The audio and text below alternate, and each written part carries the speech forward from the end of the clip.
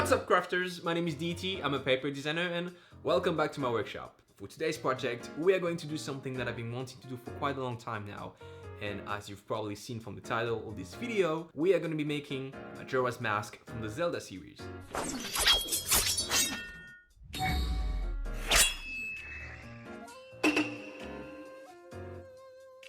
The Legend of Zelda is one of my favorite video game series, and I just remember playing those games for hours and hours when I was a kid. Especially Ocarina of Time and Majora's Mask. And speaking of Majora's Mask, I just love how it looks. It looks kinda creepy and spooky, but at the same time there are a lot of colors going on, and I don't know, I just love this design, and I always wanted to build one of those. And today is the day. But today's video is not going to be focused on the building aspect of this project, because the design of the mask is actually pretty simple, so building this mask is going to be pretty straightforward. And instead, we are going to take a closer look at something that might be a little bit more tricky to do, but at the same time, that's gonna be really fun. Painting. Okay, so you guys know that I usually like to make my papercraft using colored paper, because, well, I think they look better this way. But for this specific project, I actually thought it was gonna be much easier to build this in all white and then to paint it. And that's what I did. And as you can see, here is Majora's Mask all in white and ready to be painted. Well, almost ready. Just before we can slap some paint on this guy, there is just one more step we have to do. And it is to cover the whole thing using some gesso, which is a primer. So this way the paint can stick to the paper a little better. So for the first step, I'm going to prime this whole mask. And you can use some primer that comes in a spray can if you have some, or some liquid primer like I'm going to use.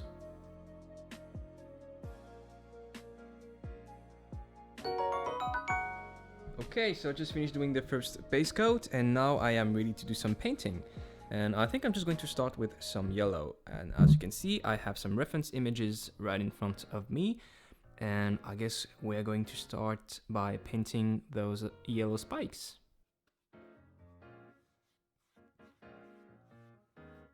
So I'm just done with all the horns, and now I think I'm just going to move on to the eyes and put a little base coat of yellow through here. And I'm just going to leave this centerpiece in white because we're going to paint this in green a little bit after.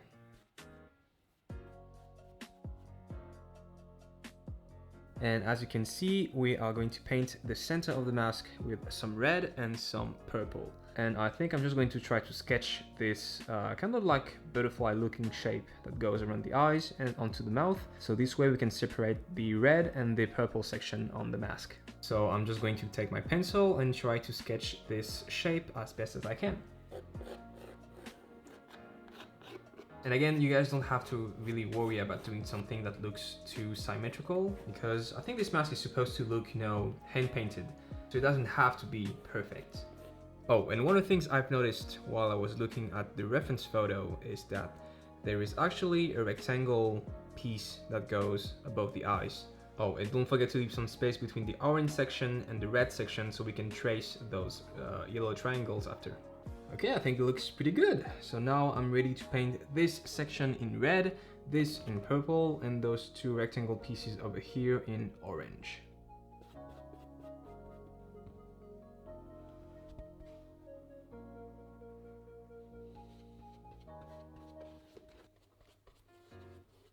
Okay guys, here is a little technique I would like to show you. As you can see on the yellow parts, the paint kind of looks flat because I was just painting this normally. And on the purple parts, you can see that the paint job looks more cloudy instead of flat, you know. So to achieve this look, instead of brushing normally like you would just dip a little bit of paint on your paintbrush and then just do some small dips like this. And you don't need to put a lot of paint on your brush. You're just going to put a little bit of paint and then do some really slight strokes like that. And here is what you should end up with. And I don't know, I just think that the paint job looks much more interesting like this.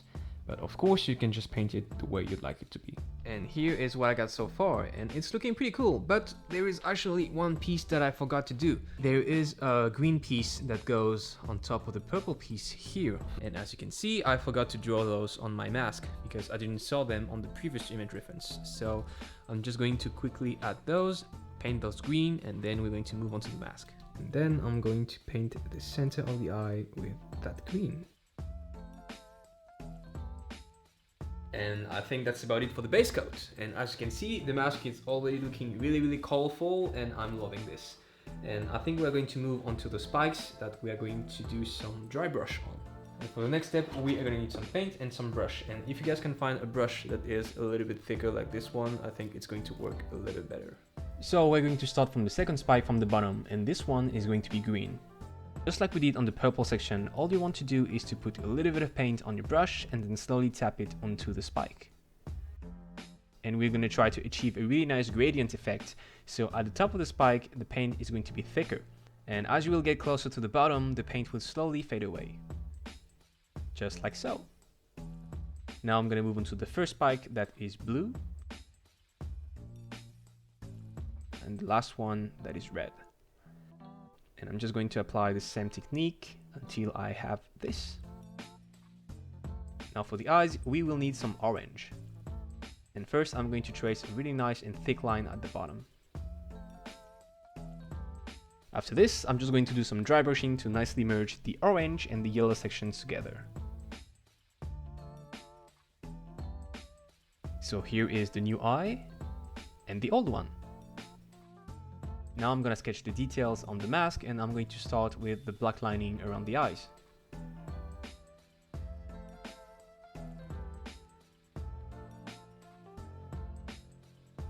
And the tip of this white line should be aligned right in the middle of the eyes. So about here.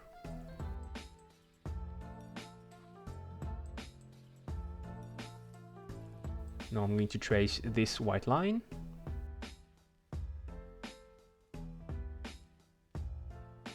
And I'm going to paint in the yellow triangles. Now I'm just going to take a fine brush and paint in the white details. This mask is already looking super sweet, but you know what?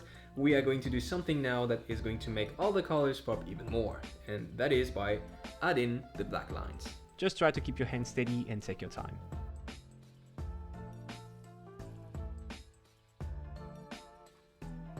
Now onto those orange rectangles.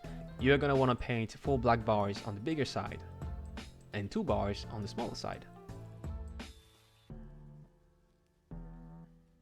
Just like so.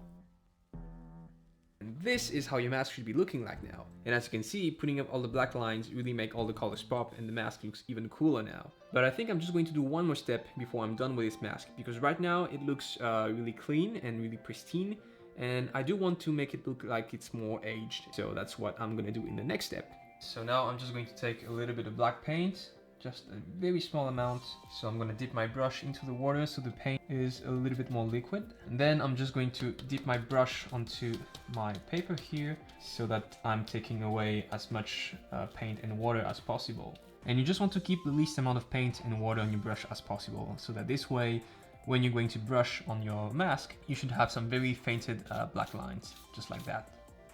So I'm gonna start with the horns like this. And again, you don't really have to do this final step on your mask, but I do think it's going to add a little bit more texture, and that the end result is going to look even nicer. Here's the horn before and after.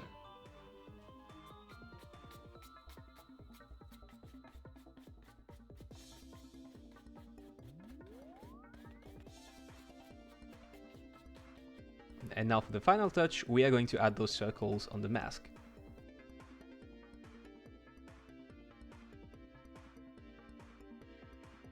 So there are going to be 2 holes for the nose and 8 on the mouth, then 6 on the forehead, and then another 6 at the very top, but those are going to be just a tad bit longer. And now I think Majora's mask is finally complete.